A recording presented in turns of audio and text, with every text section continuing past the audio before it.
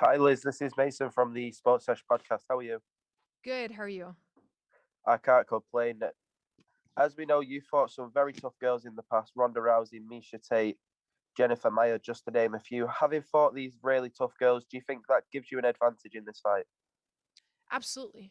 Absolutely. Yeah. Having fought people like Valentina Shevchenko, Ronda Rousey, and all the names that you mentioned, having that experience under your belt, the more reps that you get in the cage prepares anybody. So that certainly is going to help on Friday night.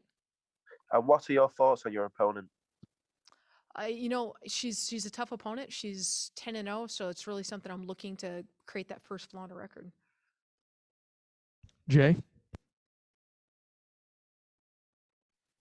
Hey, thanks very much, Liz. And no, I spoke to Kana earlier this week, and she suggested the winner here could see a shot at gold with the right performance, not just a win. So, in your opinion, what is the right performance in this case? What's it going to take to lock up that title shot?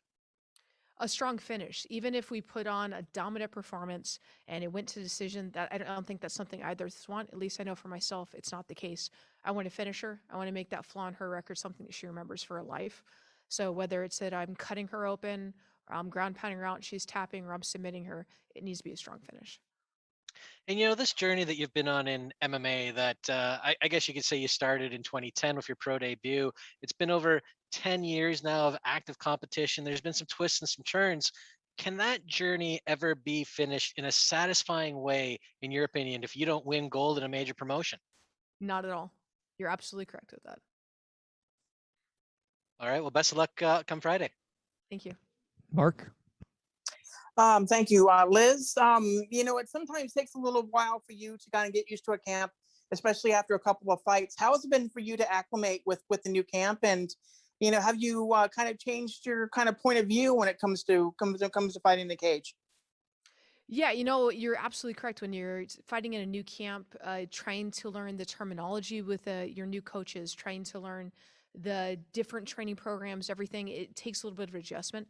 And I certainly felt like I finally hit that groove and I really understand my coaches. We have good communication, a good rapport, and understanding of how we do everything. And that's something that I'm really enjoying now because I feel like it's helping me reach this new level and it's going to work and transfer really well into this fight. And I mean, how exciting is it to be able to fight in front of fans again? It's really exciting to feel that energy again and just know that you'll hear those people when you're walking out. I mean, when I'm in the cage, I'm not really that person that hears them one way or the other, but it's a walk out and the exit that you really can feel the energy of the people. Thanks, Liz. Best of luck. Thank you. Maria?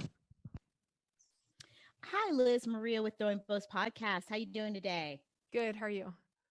I'm well. So, you've been down this road before, just taking on whoever gets put in front of you. But, obviously every situation is a little bit different. And coming up in this fight and going up against an undefeated fighter, do you ever just feel like, here I go again, like having to teach this person, welcome them to what it feels like to have that adversity? So, like, what's your mindset going into these types of situations? My mindset really for this one is for me to just go on and put a dominant performance. I'm not really trying to concentrate on her and think about everything that she's able to do or not do, or really just make that name like, okay, here we go again. They're putting another undefeated fighter, and I'm the person that has to change something about that. It's really about me just going out there and breaking her will and just showing my dominance in this division and why I deserve to be the next title holder. And with that, talking about the title shot, as you already mentioned, clearly you want to put on a dominant performance. If it goes to the cards or something like that, like, you can certainly understand if the shot doesn't come. But if that does end up being the case, what's next? I'm at the beck and call of Bellator, even like taking a short notice fight like this. I said when I came into this organization that I wanted to start from the ground up and I wanted to earn my way through the ranks. And right now, even if with the win over Kana, that doesn't necessarily put me in title contention. There's still somebody ranked above me. So that means I need one more fight before that. I totally understand. If this fight earns me straight into title contention, even better. Awesome. Best of luck. Thank you. All right, Dylan? Hey there, Liz. I appreciate you making some time. Hey, no problem. I was just curious because the name Ronda Rousey was mentioned earlier at the beginning of the scrum, and just, working with Justin Flores, her longtime judo coach, as you're, readying to fight somebody who was an Olympic qualifier in judo and is a decorated player in their own regard. Like, do you feel like the tools are I guess, sharpened in the most ideal way for this kind of opponent? Yeah, absolutely. I working with Justin Flores is really about my own growth. I didn't know that I was going to be facing Kana, and I in no way had that set in stone or anything like that. It was just me wanting to step out and to grow better as a fighter. And I had an opportunity to work with Justin. He was wonderful, and it just happened to translate so well that the things I learned with him, I can apply to use in this fight. And just as a quick follow-up out of curiosity, because I'd seen an article where you were crediting the military for the career longevity, and just with, Timothy Johnson also being a military veteran as well and having that pass, I'm kind of wondering, have you gotten to have any interaction or talk about those mutual experiences at all, or not so much? No, unfortunately, because of COVID, I haven't really had any interaction with any of the other fighters. I usually do feel like there are moments in the past where we would have an opportunity to get to know each other, see our associations, our backgrounds, whether it's military or otherwise. But because of COVID, we can't interact with each other. We have to stay in a room separately. So I haven't been able to touch base in any of my fights with any other fighters. All right, we'll take a few more here. Jeff? Jeff Brantley from the Man in the Cage podcast. Liz, you talked about needing that or wanting that strong finish here to get that title shot by the end of the year. How do you foresee that happening? Do you have a prediction here? Do you think there's any part of your game, without giving too much away, obviously, that you can exploit her game in this fight? Yeah, without giving too much away, I see a lot of possibilities here. And I know I say that a lot, but I really do. I think that there's just some limitations that she has in her game that she's really good at being able to implement. And in my shutting those down, it opens up more of my game to finish her in multiple different avenues. Thanks and good luck on Friday. Thank you. Hey, how's it going, Liz? This is MMA Locker Room, part of Pub Sports Radio.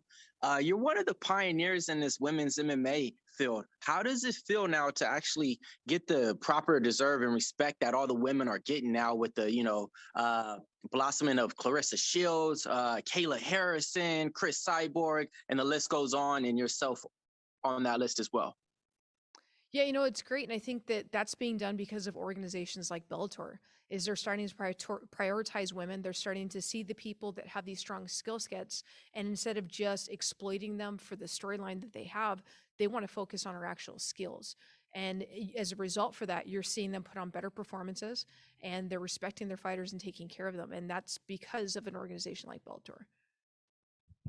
All right, Michael Morales? Hey, Liz, how are you? Good. How are you? Everything good here. Thank you very much for your time. You made your debut inside the MMA industry in 2010. You made your debut in the UFC against Ronda in 2013.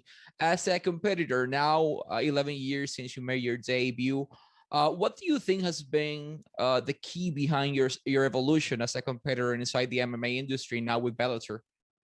It's my hunger for growth. I don't believe in stagnation, and I think that part of that comes from my military experience and always wanting to evolve and be better. And I've applied that discipline and those lessons into my fight career, and I'm constantly striving to be better.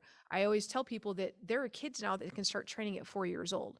So by the time they go pro at 18, they've been doing it for 14 years. That's longer than I've been doing it. So if I sit still for any moment and I rest and I think that I'm ahead of everybody else, there's a child that's going to be able to beat me up, and I'm not going to allow that. So I work every day to make sure that when I look back, it's like, okay, my 5-year-old, when he's 18, he could beat me up one day. We could be on the mats, and I'm not going to let that happen. I have to be better so I can keep my kid away from me. Awesome. Thank you very much, and wishing you success on Friday. Thank you. Santiago? Hi, Liz. Greetings from Amsterdam, and thank you for the time. Thank The you. flyweight title is going to be up next month in a fight between champion Juliana Velasquez and Denise Kielholtz. How do you think this fight is going to play out? And do you think this fight of yours will be used to bring that next Bellator event in the spotlights? I think it will absolutely help bring that next event into the spotlight. And I think that's going to be a great pair up in July for this title. And there are just so many strong strengths in both of those women. And they have so many accolades coming into this. It's really hard to pinpoint who's it going to be. But I know that I'm excited for July, not only myself as next contender, but also as a fan. Good luck on fight night, Liz. Thank you. All right, last one here. Abraham? Hey Liz, it's Abraham from the Fight League Report. You mentioned training with Justin Flores for your growth as a fighter. What have you learned from him, and do we expect any new tools to be seen in this fight? Absolutely. With every fight, whether it's working with Justin or somebody else, you can always expect I'm going to bring something out that you haven't seen before. I'm constantly looking to evolve and grow and to add new aspects and new tools into my game so I can show off for the fans and show off for everybody else. And the lessons I've learned from Justin is not only to stuff judo, but also in ways to use judo to my own game. So maybe I'll be able to get in some of my own throws on Friday. All right. Thanks for the time, Liz. Good luck on Friday. Thank you.